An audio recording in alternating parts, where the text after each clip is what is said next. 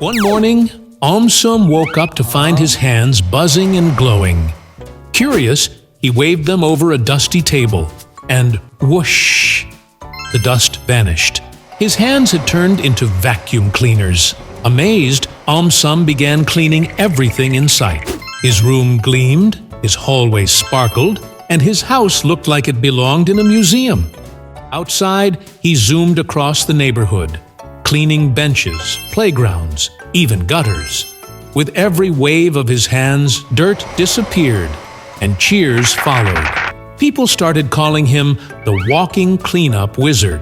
AumSum enjoyed the fame and cleaned non-stop. But the more he cleaned, the stronger his hands became. They started sucking more than just dirt.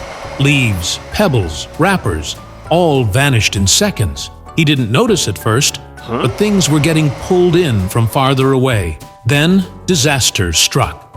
While cleaning near a construction site, AumSum accidentally vacuumed up blueprints, tools, and even a worker's sandwich. The vacuum power grew unstable. He panicked and tried to turn his hands off, but they wouldn't stop. Suddenly, his hands began sucking up everything nearby. Street signs, bike tires, flower beds, even a bird's nest. A whirlwind formed above his head. The sky darkened. A massive air vortex had formed, spiraling with garbage, debris, and objects from the whole town. AumSum had lost control. Terrified, people ran. The mayor shouted for help. Chaos spread. AumSum took a deep breath and ran straight into the vortex. Battling strong winds, he clutched a heavy lamppost and focused. He remembered how his hands responded to thought. Now, instead of sucking in, his hands started releasing the trapped objects gently back where they belonged. The sky cleared. The tornado slowed.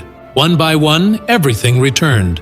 The nests to trees, signs to poles, flowers to gardens. The crowd burst into cheers.